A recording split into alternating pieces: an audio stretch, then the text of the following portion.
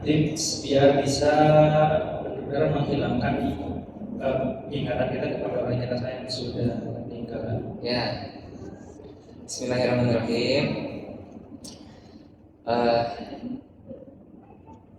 Rasa sayang kita kepada orang yang sudah pergi, apalagi orang-orang yang hal untuk kita cintai ya, itu harus kita jadikan motivasi agar menjadi kebaikan buat orang tersebut dan kebaikan buat diri kita.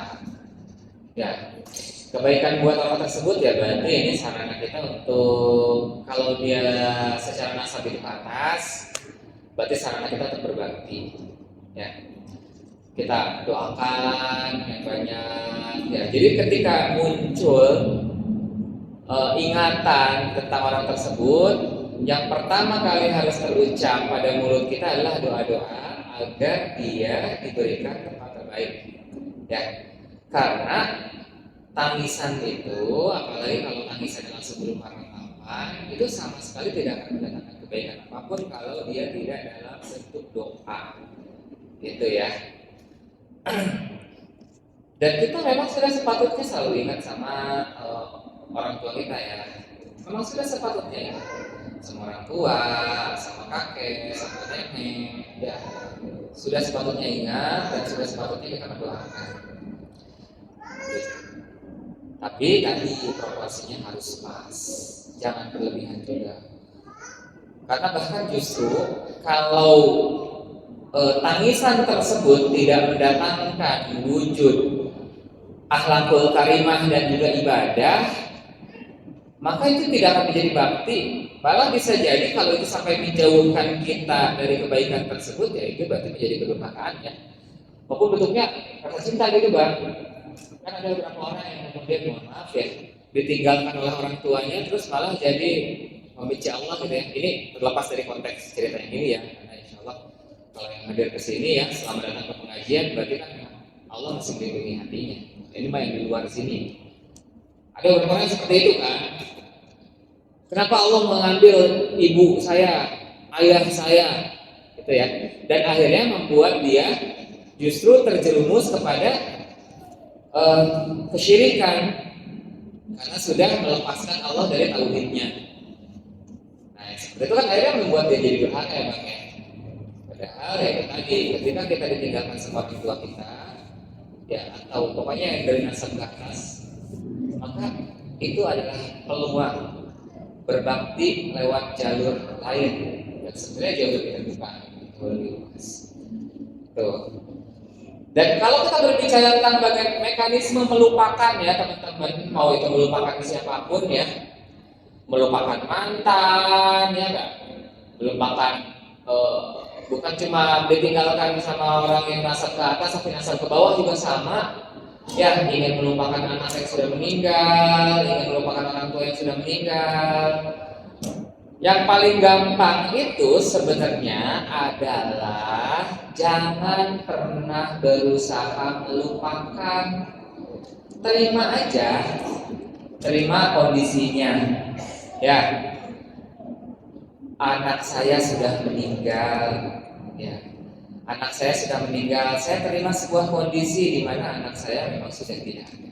Saya bersedih, terima saja saya bersedih, karena memang ditinggalkan sama orang tersayang.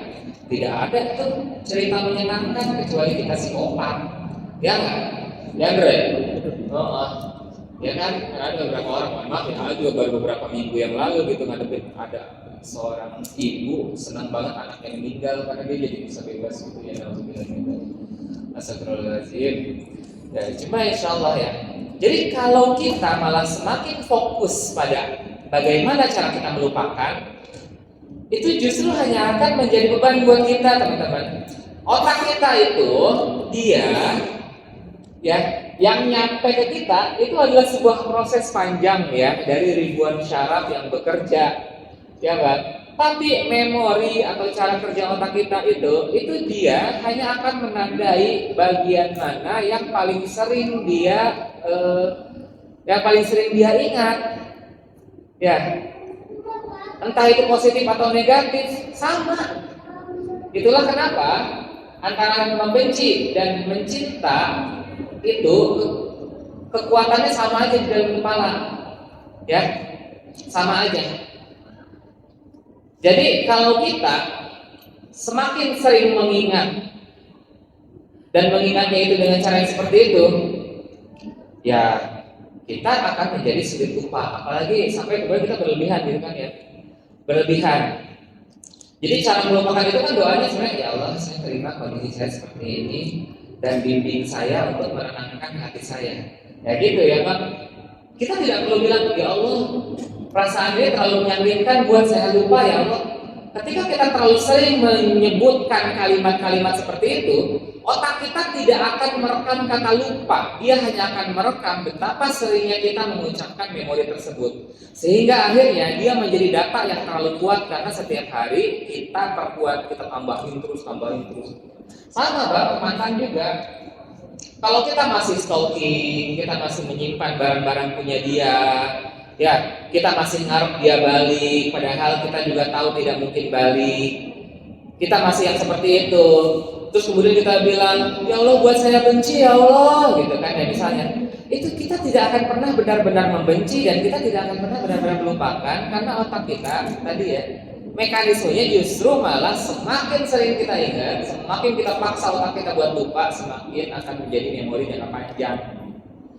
Gitu. Jadi biasa aja. Ya, terus ketika misalnya ketemu gitu kan sama orang tersebut masih ada sisa-sisa rasa, ya kali teman-teman, hati kita itu kan tadi ya, memang kita masalah itu, masih ada perasaan, nggak usah lebay, biasa aja, ya enggak? Kita anggap biasa aja, oh ketemu, ih kok jadi kelihatan lebih cakep ya, gitu kan katanya mantan, orang jadi lebih cakep kalau udah jadi mantan gitu ya, nah, gitu kan, yang bikin lebih cakep itu kenangannya teman-teman. Ya, gitu. Berarti yang sudah meninggal, ketika dia sudah meninggal dia lebih cakep gitu ya, jadi mantan gitu, mantan orang ya. Ya, teman-teman. Nah, cuma poinnya di situ.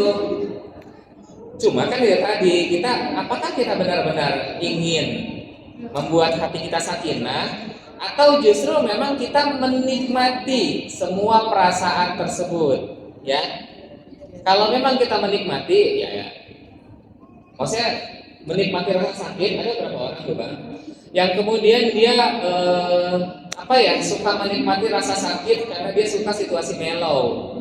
Ketika patah hati, dia senang mendengar lagu-lagu dan kemudian dia nyari lirik-lirik mana yang sesuai dengan kondisi hatinya, gitu. Ya, kok ini lagu gue banget sih, gitu ya. Padahal orang yang kita juga nggak kenal sama kita. Ya, gitu. Emang orang patah hati mah mekanismenya sama semuanya begitu. Emang ya. Ya, mau dia presiden, mau dia tukang parkir, kalau patah hati mah sama sakitnya. Ya. Nah, jadi cara kita untuk pengen banget lupa, apalagi cepat lupa, itu hanya akan menjadi cara kita untuk sangat sulit untuk lupa, gitu ya. Karena tadi sistem otak kita hanya mencerna apa yang ada, gitu. Termasuk trauma juga sama dan benci juga sama. Gue benci banget sama orang itu, kayak gitu ya. Terus kadang-kadang saking bencinya kita kepo sama dia. Kalau ada orang ngomongin orang tersebut, kita nanya, oh iya, oh gitu, oh terus, gitu kan ya. Walaupun yang kita dengerin adalah musibah yang terjadi pada orang yang kita benci tersebut, itu tetap hanya akan membuat kita semakin ingat dengan orang tersebut. Ya, dan akhirnya kita jadi semakin terikat. Itulah kenapa banyak kejadian awalnya benci jadi cinta, gitu. Karena memang mekanisme di otak kita caranya sama. Gitu. Nah, teman-teman, jangan merasa terbebani dengan orang yang meninggal. Cuma kitanya aja yang harus mengubah perasaan kita. Kita penuhi dengan rasa syukur ya.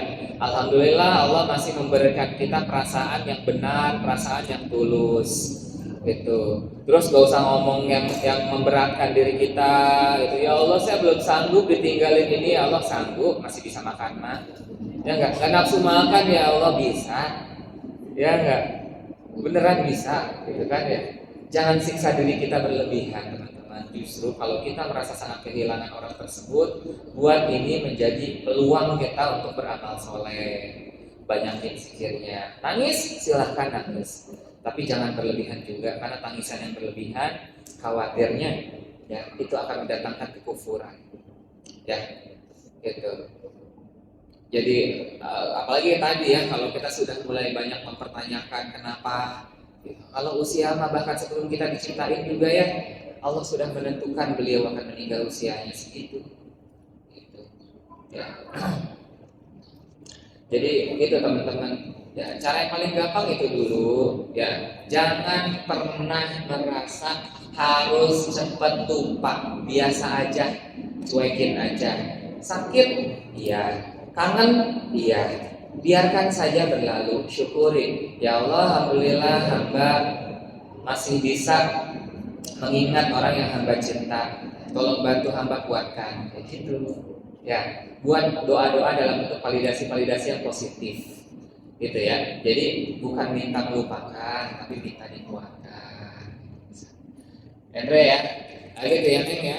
Jadi biasa aja, gitu kan. Dan jangan kita tuh berproses aja, tidak usah pengen lupa dalam waktu seminggu, 2 minggu, 3 minggu, ya, nggak usah, biasa aja teman-teman. Ya, kalaupun dia harus benar-benar, maksudnya hati kita itu akan terobatinya pada tahun ketiga, ya nggak apa-apa. Ya, nggak apa-apa teman-teman. Biarkan itu terjadi.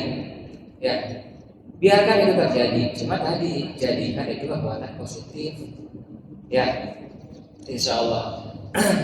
Jadi demikian. Tapi kalau tadi ya kitanya justru memang memilih untuk suka dengan cara yang mellow seperti itu, terus juga suka menyakiti perasaan kita sendiri, oh itu mah sudah di luar dari apa yang bisa Allah kasih jawabannya ya, gitu. Karena itu mah udah kembali ke dirinya, itu ya Neng ya. Oh itu aja insya Allah.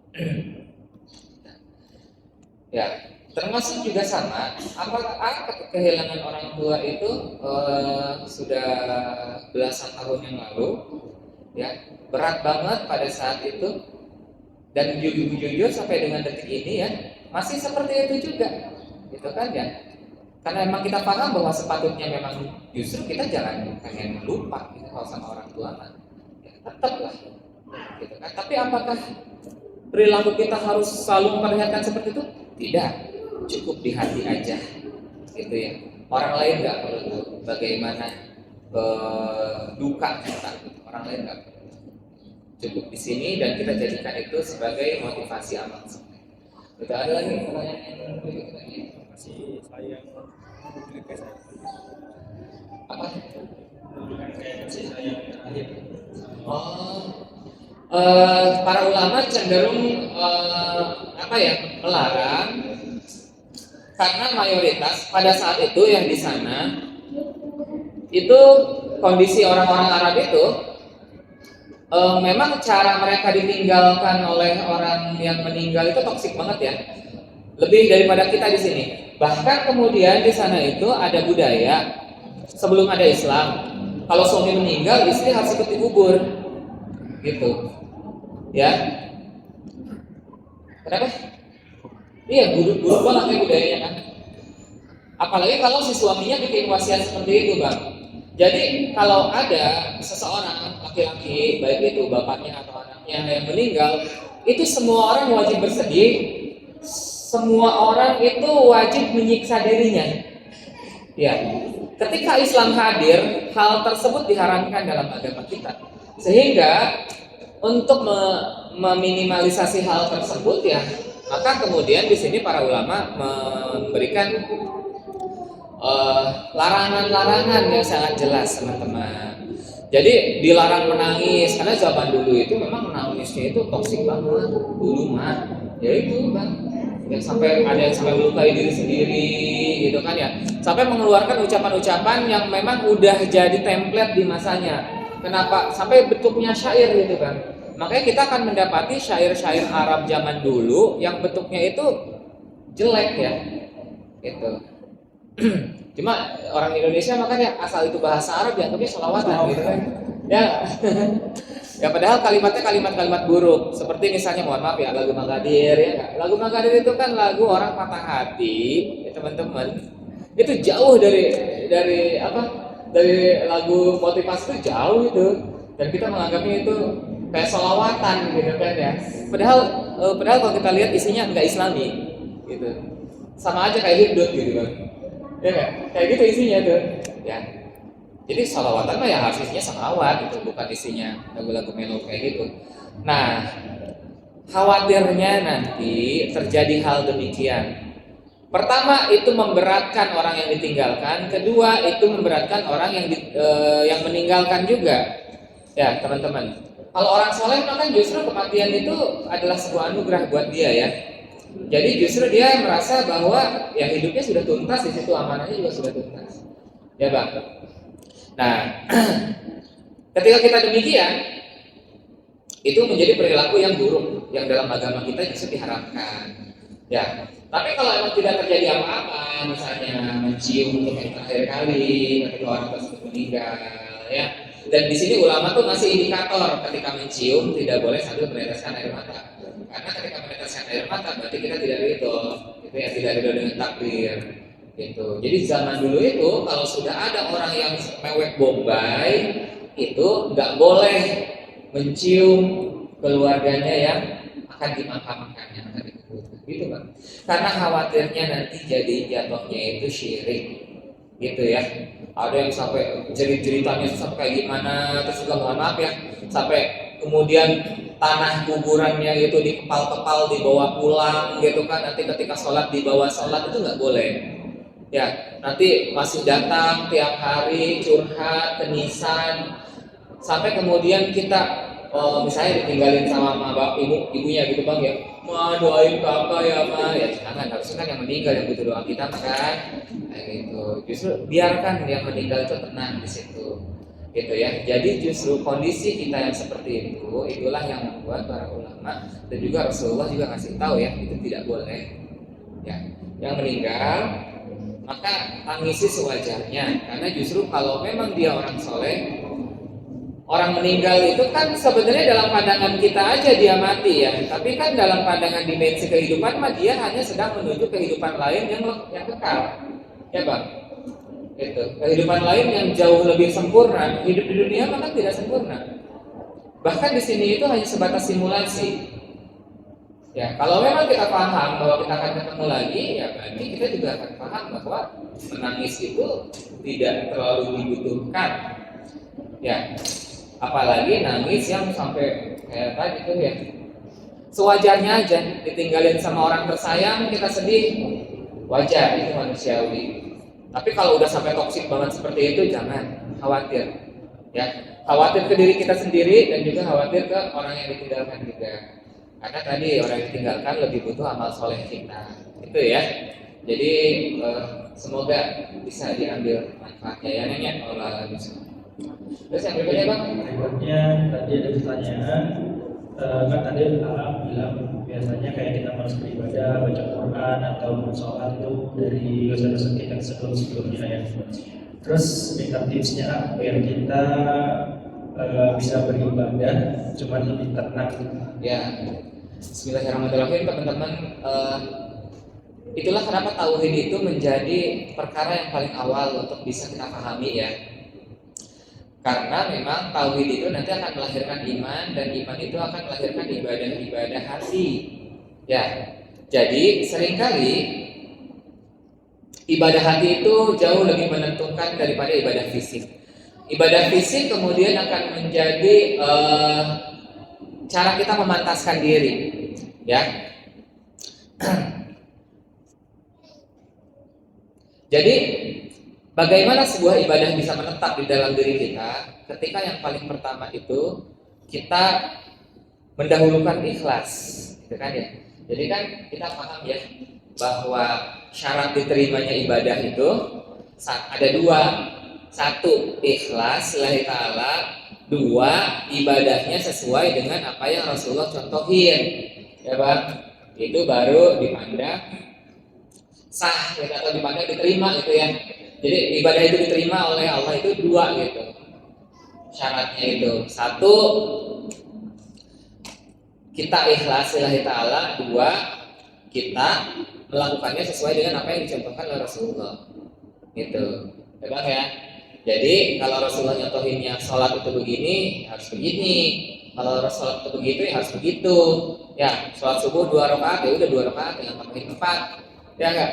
Petang-petang kita soleh banget kan? Ya enggak, tambahin tuh. Gitu ya. Jadi harus seperti itu, harus sesuai dengan rukun-rukunnya. Nah, poin ikhlas ini menjadi sangat penting teman-teman. Karena ikhlas itulah kemudian tempatnya keimanan. Ya, ibadah fisik itu kan ketakwaan kita, dan ketakwaan itu nanti kan melahirkan keimanan juga ya Bang ya. Tempatnya nanti di mana? Nah, tempatnya di hati yang dipenuhi dengan keikhlasan. Jadi teman-teman, yang paling pertama nih, kalau kita pengen ibadah kita itu bertahan lama, maka kita kondisikan dulu hati kita. Ya, orang yang ikhlas itu kan basic banget ya, dasar banget dia itu. Ya, orang yang ikhlas itu sudah pasti tawadu, ya. Orang ikhlas itu sudah pasti sabar.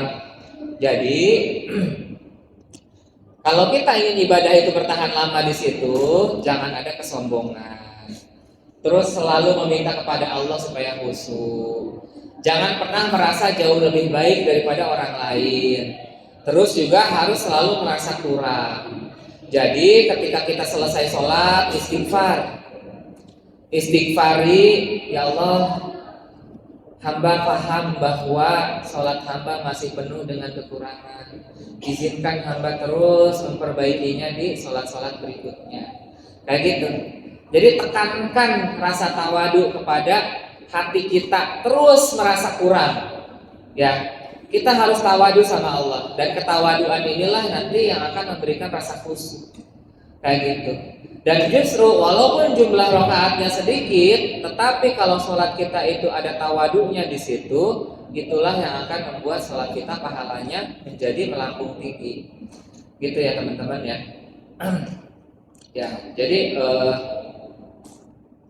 ini juga perlu kita jadikan catatan. Pokoknya kita rapihin dulu ibadah hatinya, ya Bu ya.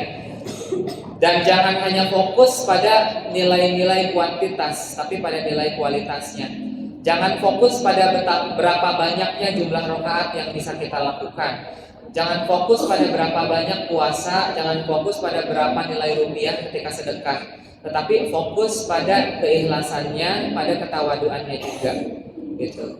Jadi ibadah hati menjadi penentu. Dan seringkali orang walaupun secara kuantitas banyak, tapi ibadah hatinya rusak, biasanya tidak akan mendatangkan apa-apa. Ada orang sholatnya rajin, tapi sholatnya tidak membuat hatinya tenang. Itu ya, karena masih fokus pada nilai-nilai kuantitas biasanya. Jadi itu tadi. Ya. Terus memantaskan diri. Yang berikutnya, apa itu? Gimana caranya? Jadi misalnya kita belum punya kebiasaan baca Quran. Mulai sekarang kita pantaskan dulu diri kita, Bang. Ya, jadi hari ini saya pengen merutinkan diri teman-teman. Kalau kita ingin membangun kebiasaan beribadah, jangan langsung pengen banyak ya, dikit-dikit dulu, terus setelah dikit-dikit dulu apa? Biasain dulu. Ya, jangan pengen langsung sehari baca Quran 1 juz. Kita ya, dan ulama-ulama gitu ya, itu tidak menyarankan seperti itu. Walaupun cuma 1 ayat, 2 ayat, baca itu rutinkan dulu. Kalau udah rutin baru tambahin. Ya, kapan waktunya kita nambahin? Ya, kalau 1 minggu jangan dulu langsung merasa kuat. Gitu ya Bang. Kalau baru 1 minggu ya, jangan. Karena tubuh kita baru akan respon setelah 21 hari. Kita rutinkan dulu nih baca Quran. Oh, seminggu udah ngerasa bagus. Pengen tambahin kan? Tahan dulu, bersabar. Tahan dulu. Istiqomahkan dulu tuh yang kita baca 1 dengan sampai 3 ayat itu. Nanti udah 21 hari baru tambahin ya. Tambahinnya berapa ayat? Tambahin lagi misalnya 1 lagi, tambahin lagi 1 lagi. Karena tubuh kita juga sama ya, kebiasaan kita tuh punya metabolisme ya, secara fisik dan juga secara batin. Itulah kenapa orang-orang yang tobat langsung sholat banyak biasanya tidak bertahan lama, paling cuma 1 atau 3 hari doang. Karena seringkali alarm tubuhnya belum dia ubah. Gitu. Nah kalau kita ubahnya dikit-dikit, kalau belum terbiasa sholat tahajud, kita biasakan habis sholat isya kita tambahin berapa rakaat, ya sholat sunnah, gitu. Jadi kayak gitu ya. Jadi jangan pengen langsung banyak dulu, dikit-dikit per 21 hari kita tambahinnya, terus aja dikit-dikit. Nanti ketika futur gimana? Gak apa-apa. Ketika futur kurangi, tapi jangan berhenti. Ya, lagi males banget nih. Biasanya sholat duha sampai 12 rakaat biasanya. Itu ya. Tapi sekarang tuh lagi males banget, capek juga nih badan. Kita sholat duha. Ya, sholat duha meskipun cuma 2 rakaat. Gitu. Tetap dijalanin. Males banget buat bangun juga males. Ya, tetap lakukan meskipun dalam kondisi duduk. Kan kalau itu mah sholat sunnah ya, jadi banyak kemudahan. Gitu. Jadi ketika kita futur lagi turun, jangan tinggalkan keseluruhan. Itu tujuannya apa? Memantaskan diri kita. Ketika kita futur, jangan tinggalkan tilawah walaupun cuma 1 ayat. Aduh males banget ya, males banget. Al-Fatihah mah bisa kali, ya nggak? Udah cukup kita sambil rebahan baca dulu Al-Fatihah. Sebelum megang HP ya, kalau udah megang HP malu lupa. Ya nggak? Aduh males banget nih, udah mau tidur, ya kan capek banget ini ya.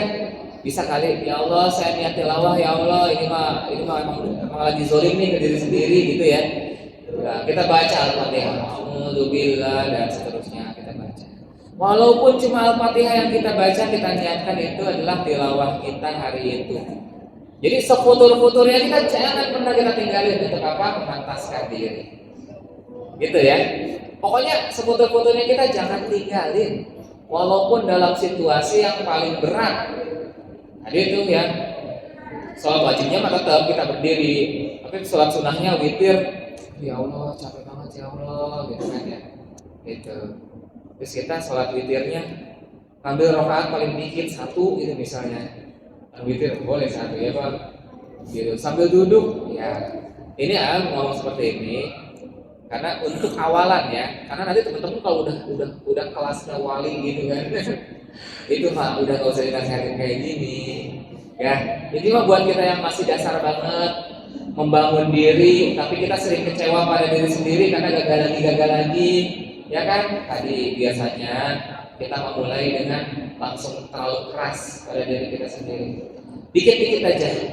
Bahkan kalaupun kita mulainya mau, saya pengen nurutin witir aja dulu 1 rakaat. Yang lain-lainnya ntar dulu habis witir jalan baru pengen nyobain puasa, pengen baca Quran dirutinin, nggak apa-apa. Ya, yang penting ada kesolehan yang kita istiqomahkan. Nanti kalau yang ini udah istiqomah, sudah mendarah daging, nanti lanjut lagi ke ibadah yang lainnya. Gitu ya Bu ya. Jadi dibuat gampang aja ibadah. Cuma seringkali memang iblis memberikan bisikan-bisikan yang itu tadi yang masa begini doang gitu kan, sanggup kali gitu ya Bang ya. Dan sementara bisikan seperti itu sebenarnya meracuni motivasi kita untuk gampang futur. Ya, wallahu a'lam. Pertanyaan selanjutnya, sering merasa kesepian dan sunyi. Ya. Terus beliau harus bagaimana? Terkadang dia lagi rame nih, tapi tetap kayak merasa sepi banget gitu. Ya.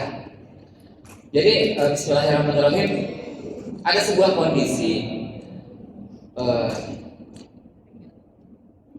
dalam ilmu tasawuf itu ya, tasawuf yang benar ini Pak ya Bang ya, bukan tasawuf yang arahnya aneh-aneh. Pada saat kita merasa sunyi, hati kita sudah mulai merasa hampa, teman-teman. Sebenarnya pada saat itu Allah itu lagi manggil kita Bang. Untuk apa? Untuk pulang. Sebenarnya ya.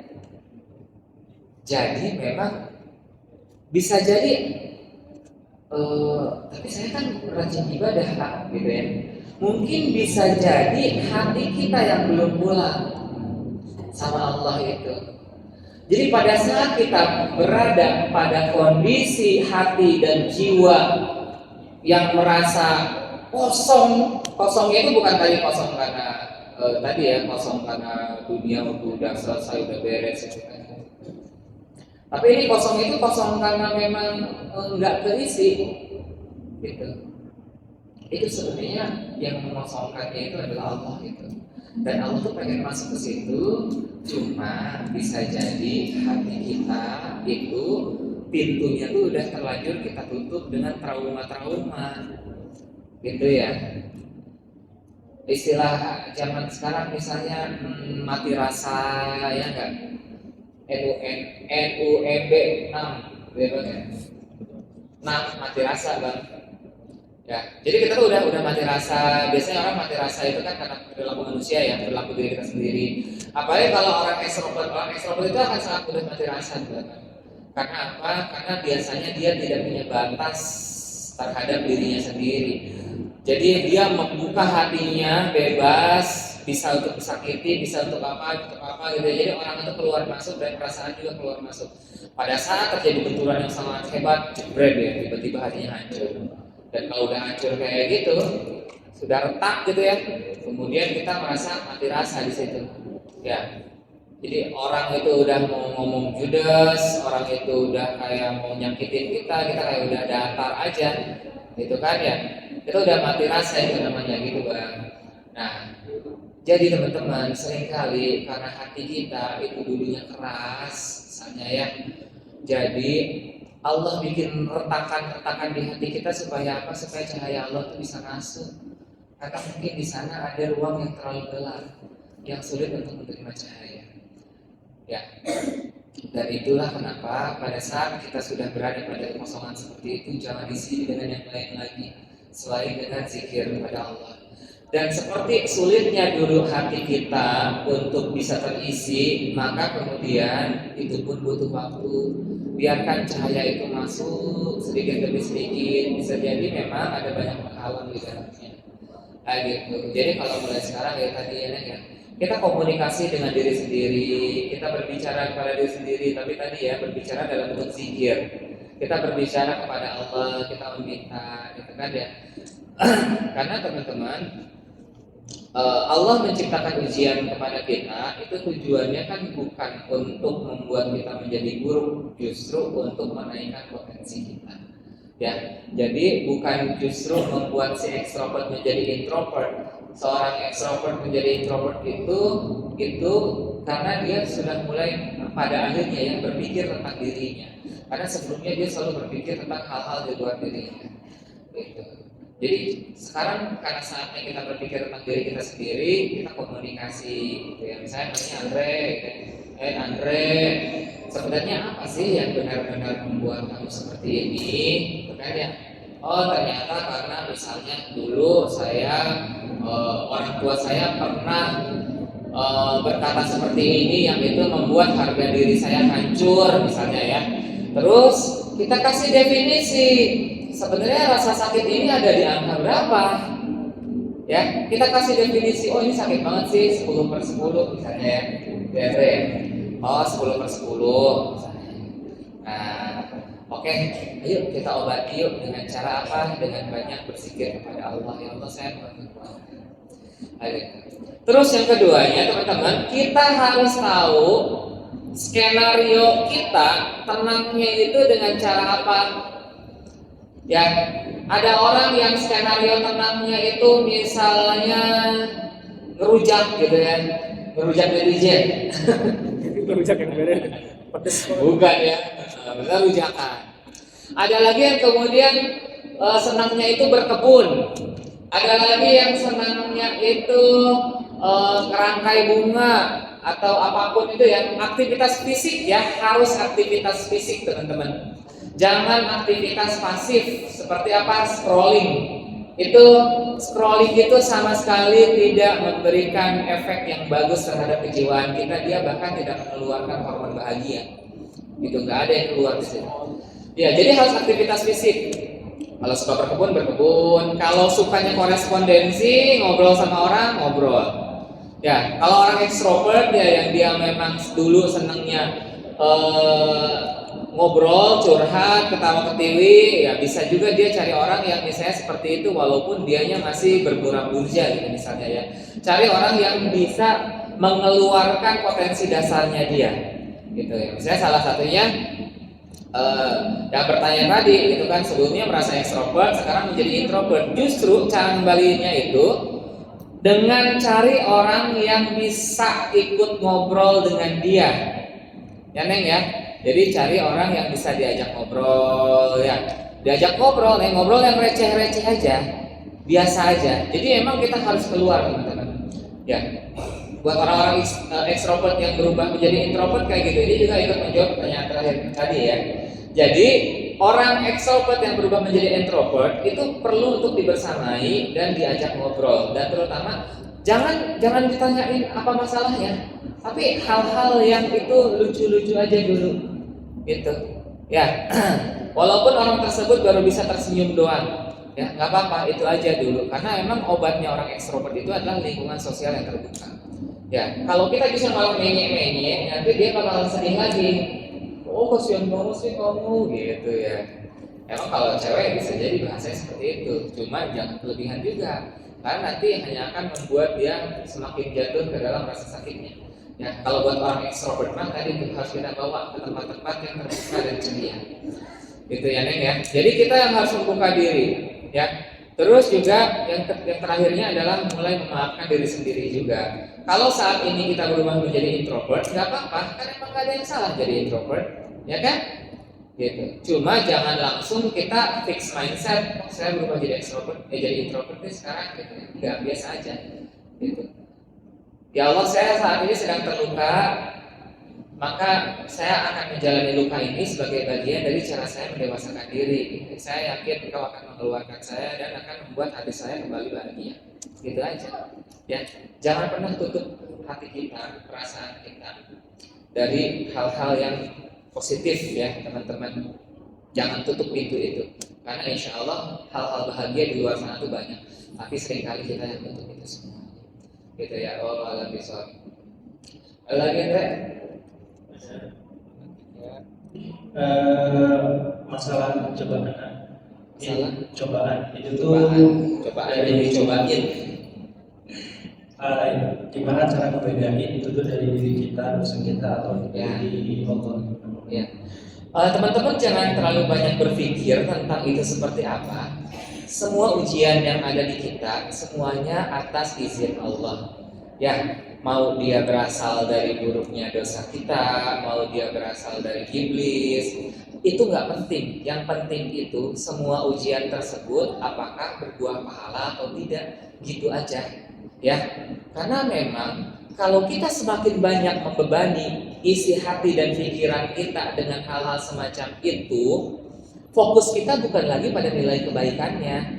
Kita fokusnya hanya pada masalah itu aja terus, gitu ya. Sementara hati seringkali butuh dialihkan pada hal-hal yang jauh lebih baik yang menenangkan. Poinnya mah, apapun yang Allah kasih itu adalah anugerah buat kita untuk membuat kita makin tenang dan melatih diri kita. Hari ini maaf ya, dapat ujian karena dihina si bos, gitu ya. Terus kita menata hati kita. Apakah besok akan selesai? Belum tentu. Tadi misalnya disampaikan, bos yang bahkan memfitnah kita ke hadapan teman-teman kita malah makin berat nanti ya.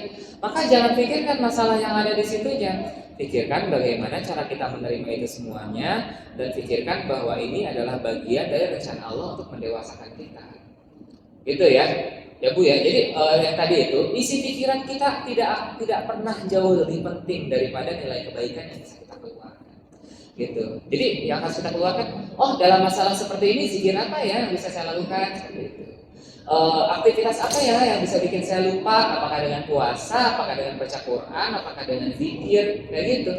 Ya teman-teman. Jadi jangan fokuskan pada titik permasalahan itu. Ada tadi ya. Itu tidak pernah penting. Yang penting itu bagaimana cara kita untuk mengobati hati kita. Ya. Allah Akbar. Oke, ini pertanyaan terakhir yang Feka. Jadi tadi yang anaknya awal SMP, itu Ya.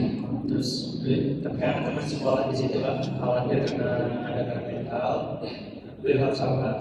Ya, bismillahirrahmanirrahim. Alhamdulillah kita punya anak yang dengan segala potensinya itu sangat luar biasa, teman-teman. Nah, kita sebagai orang tua, kita coba berikan kesempatan kepada diri kita untuk bisa melatih diri kita tentang bagaimana kita mengasuh seorang anak. Ya, terutama teman-teman, ketika kita berbicara parenting ya, seringkali nih Bang, kalau kita ngomongin parenting nih ya, pembahasan kita di seminar mana-mana gitu ya, itu orang tua tuh suka menganggap ilmu parenting itu ilmu tentang asuh anak. Padahal sesuai dengan namanya, parent artinya apa? Orang tua. Jadi ilmu parenting itu tentang bagaimana kita menjadi orang tua. Jadi parenting itu bukan tentang bagaimana kita mengubah anak kita, bukan. Parenting itu tentang bagaimana kita mengubah diri kita. Jadi ubah dulu diri kita, kalau kita udah bagus, insya Allah kita akan mengubah anak-anak kita. Gitu ya.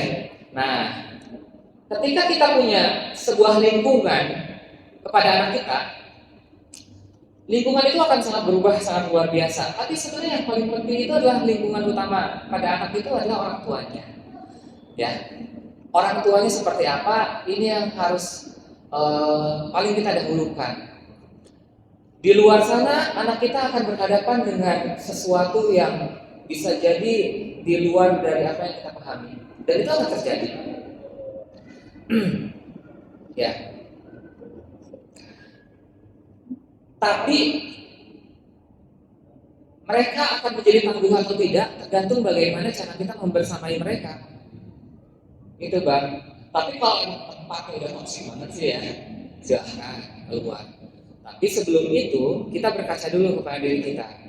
Ya, apakah kita sebagai orang tua sudah benar-benar menanamkan nilai-nilai yang menguatkan diri mereka, atau justru kita terlalu banyak memvalidasi kesedihannya misalnya ya. Gitu teman-teman. Apalagi tadi misalkan anak ini dulunya extrovert gitu. Ya. Karena nanti ada sebuah momen di mana justru lingkungan yang buruk menjadi sarana terbaik buat mendewasakan anak-anak kita. Gitu. Ya, dan biasakan diskusi sama anak sejak usianya itu sudah bisa diajak diskusi ya Bang. Ya, ketika anak udah bisa diajak ngobrol, sebenarnya udah cocoknya diajak diskusi. Jangan terlalu banyak. Bagaimana cara membuat anak mandiri? Jangan terlalu banyak dikasih. Ketika dia sudah melewati usia 7 atau 10 tahun, diskusikan apapun pilihan yang dia ambil dan berikan arahan apa risiko yang akan dia dapatkan. Diskusikan, bukan kita yang ngasih tahu. Gitu. Apalagi kalau kita ngomong, pokoknya ayah sama mama udah paling tahu yang terbaik buat kamu, kamu harus ikut. Itu adalah sebuah perilaku yang tidak tepat sebagai orang tua. Ketika anak kita mau sekolah gitu ya Bang, kita bertanya, "Nak, kamu udah menentukan pilihan kamu kemana?" Ya. Kalau anak terbiasa diajak diskusi, maka dia akan terbiasa juga untuk menjawab. Tapi kalau dia menjawab dengan cara "Nggak tahu mah, gua bingung, terserah mama ayah aja," itu berarti sebelumnya anak ini tidak pernah dibangun kedewasaannya ya. Berarti PR kita berikutnya harus menyelesaikan itu dulu. Tapi kalau kita bertanya seperti itu kemudian, ya mah kakak udah punya beberapa pilihan A, B, dan C. Kenapa kakak milih A? Kenapa kakak milih B? Kenapa kakak milih C? Itu harus kita tanya. Jangan kita bilang, oh kalau menurut mama sih kayaknya yang C yang lebih bagus nak. Jangan. Kita orang tua itu mengarahkan. Gitu. Ketika pun kita pengen anak kita masuk pesantren, kita ngasih referensi kepada anak kita. Pesantren begini, begini, begini. Itu kan ya akan membuat kita kuat pada bab ini, bab ini, bab ini. Jadi semua keputusan yang diambil oleh anak kita, kalau dia memang sudah sampai di usia SMP, ya SD ke SMP, biarkan dia menentukan. Kita memberikan arahan. Ketika mereka salah, kita luruskan, nggak cuek juga. Bahkan, ya, misalkan kita kecewa gitu ya, kita kecewa dengan keputusan yang dia ambil, gitu. Terus dia nyesel. Jangan pernah muncul kata-kata tuh kan, kamu bilang juga apa? Dulu ini kakak yang milih kan? Tidak, sebagai orang tua yang baik kita akan bilang, nah, alhamdulillah, meski kamu kecewa saat ini kan pilihan yang sudah kamu ambil. Kita coba ambil langkah apa nih supaya kita bisa menyelesaikan ini. Itu. Jadi kita jangan membiasakan anak kita hidup dalam kemanjaan berpikir. Kita biarkan pikiran mandirinya itu tumbuh mulai dari usia SD bahkan kalau bisa, dan kalau memang agak telat di usia SMP dan SMA masih bisa kita lakukan. Jadi cara komunikasi kita kepada anak kita barangkali itu yang harus kita perbaiki lebih dahulu. Gitu ya. Karena itu tadi sebenarnya bully itu bukan tentang bagaimana efeknya, tetapi tentang bagaimana anak ini kuat atau tidak menghadapi bully. Karena bisa jadi ya Bang ya, ketika seorang anak itu bahkan udah dijahatin sama satu kelas, tapi dia punya jiwa yang tangguh, buat dia itu kayak biasa aja. Misalnya mohon maaf nih, dia dapat ledekan ya, terus juga dia diledekin di media sosialnya, dia difitnah atau apa, tapi dia kayak disebutin disebutin yang buruk-buruk, yang mohon maaf ya secara fisik juga sama, terus kayak oh ya udah gitu kan ya. Artinya kata-kata sekasar apapun pada jiwa yang kuat tidak akan menyakiti dia, gitu ya. Walaupun dia nanti paling ngadu kan ke kita, mah aku diginiin ini sama ini sebel deh, itu ya palingan misalnya ya, kayak gitu. Oh berarti ini masih dalam tahap wajar, dia hanya ingin memvalidasi rasa sakitnya, tapi sebenarnya dia kuat, gitu ya. Jadi bully, kita tidak pernah membenarkan aktivitas bully, itu adalah aktivitas yang sangat buruk. Tetapi kita harus pikirkan anak kita, ya, itu kuat atau tidak dia terhadap bully. Jangan kemudian kita pikir, oh dia dibully gitu kan ya. Jangan, dan kita juga jangan selalu buat semuanya serba mudah buat anak kita. Karena nanti kita tidak pernah tahu kapan kita akan selesai mengasuh anak kita. Dan ketika pun usia kita panjang, nanti dia akan berhadapan dengan rumah tangga dan dia juga akan jadi orang tua. Maka kita harus berikan bekal kemandirian yang kuat buat anak kita.